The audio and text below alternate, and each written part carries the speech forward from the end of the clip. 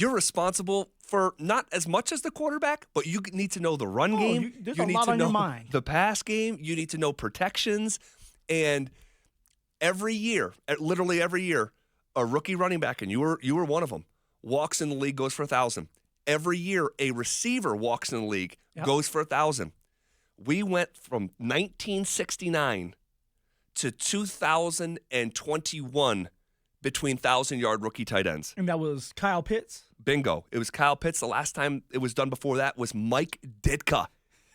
Think about that. That's wild. I think we had just landed on the moon. The last tight end before Kyle Pitts that was a rookie that went for 1,000. Guys, Bowers just did it in 15 games. Brock Bowers. In 15 games, He has Phil. over 1,000 yards. 2 games left in the season. Oh, and he's on the Raiders. Brock Bowers had 2 quarterbacks. Well, actually 3.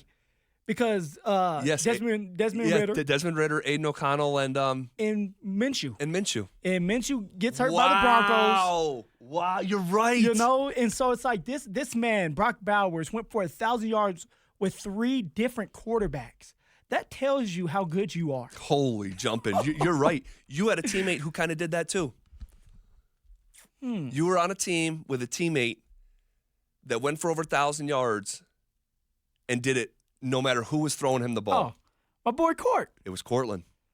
And when you are like that, when you are able to get the separation for Courtland, he's a big body, and you talk about it all the time. Like when you're a basketball player, which Court was in college at SMU, you have an advantage because you can box out these cornerbacks. You're 6'4", you're 220 pounds, you're fast, and he did it with 3 different quarterbacks as well. Do you remember who the quarterbacks were? It was Brandon Allen. Yep, the it factor, Brandon Allen. The it factor.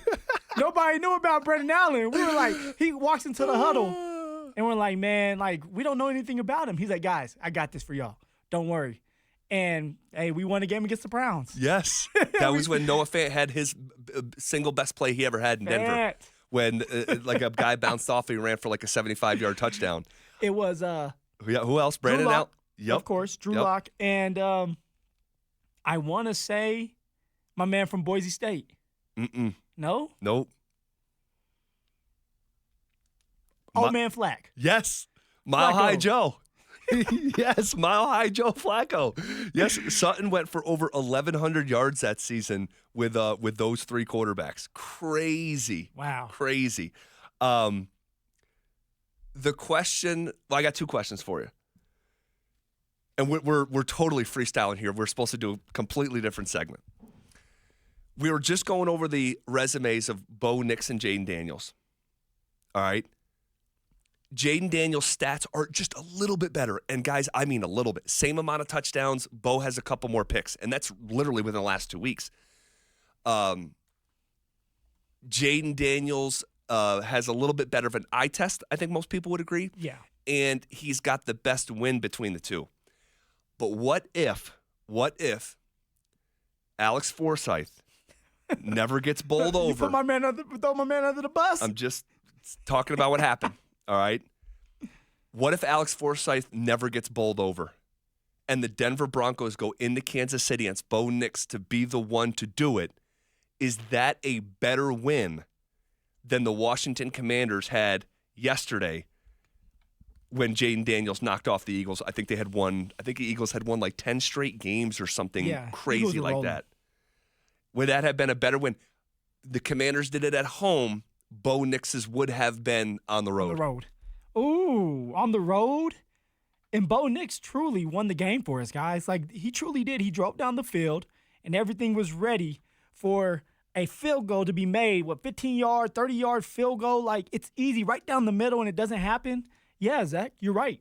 And I would have to agree. Like, if Bo Nix could have pulled that off, and I'm saying Bo Nix like he's the kicker. Yeah, no. If the Denver Broncos could have pulled off the win in Kansas City for the first time. Yeah, because the Chiefs were undefeated. Yeah. I think that then we could have talks. I think it would still be neck and neck, and it would have to come down to the last 2 games of the season. Who can have the better last 2 games of the season? Now, with Bo right now, Zach, so Monday night, he had an up and down up and down Yeah. game. Yep. He had some really great flashes. He had 3 turnovers. Yeah. Then you turn around, you're on the bye, then you come back and you play the Colts. You have a couple more turnovers. You don't have a solid game. And then this game here, Thursday night, Bo Nix did a lot of really good things. And he didn't do anything to lose us the game, to be honest with you. The interception was a freaky one. It was remember, because it ended up coming from Javonte, when Javonte caught it, and then the Yes. safety, Derwin James, Yes. and they were all connected. Yep. But yeah, Zach, it would just become neck and neck.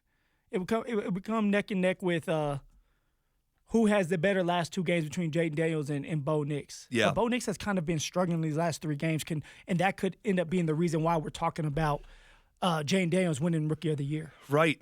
Yeah, Bo has he's got to clean up the turnovers, man. He has got to clean up the turnovers. 5 turnovers in the last 2 games. So it's just, or no, excuse me. Is it 5? It might be 6 now. Well, no, because he Thursday night, he did throw an interception, right? They counted that as an interception. Oh, no, they didn't. No, they You're right. didn't. They didn't.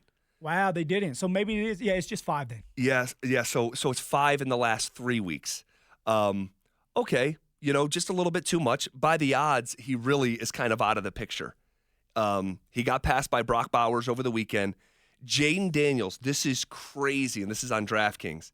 Jaden Daniels is now, I can't believe this is true, minus 20,000, meaning that if you wanted to make $100 on Jaden Daniels to win Rookie of the Year, you would have to bet 20,000, which you just wouldn't do. No. That's why they make it that way, because it's an unreasonable ask.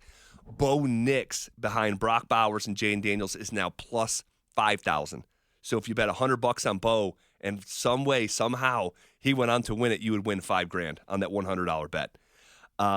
Well, Bo will still be there. He'll be looking nice and sharp in his suit, because I was able to go too. That's Remember right. that. That's right. It was me, Saquon, and your boy Baker Mayfield. Okay. And then it was on defensive side, it was Bradley Chubb.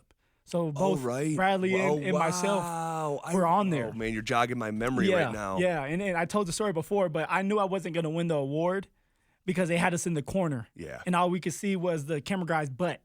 As and Steve Harvey was the host. And Steve Harvey went up there, announced that Saquon Barkley was going to win the award. Saquon was wearing all white. And, I mean, look what Saquon's doing right now. He continues. This guy, he could make a run at being he's not in the 2,000-yard club right now yet. If not, he's very close. He's very close right now. After 15 football games, Saquon Barkley is 1,838 players. Man. Come on. Alex, please, real quick behind the glass, can you pull up the list of 2,000-yard rushers in NFL history? I want to say there's 8 of them. I think it's O.J. Simpson, who did it in 14 games, which is psychotic. Yeah. A Jim Brown, maybe.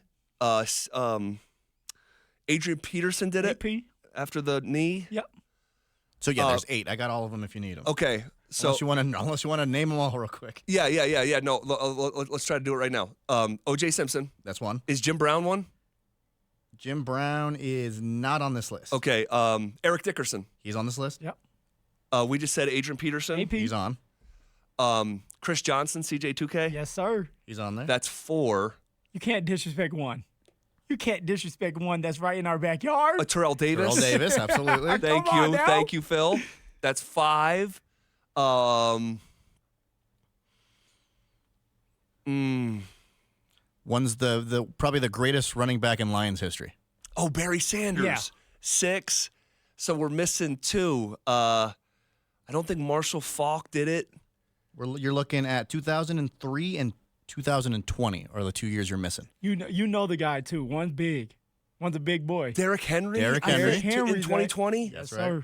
And then that leaves 1, and you said 2003. Yep. Baltimore Raven. You know who he is. Jamal Lewis. Yes, It's sir. Jamal Lewis. Okay. We got Jamal there. Lewis. We got there. All right. Sean Payton dug his heels in and called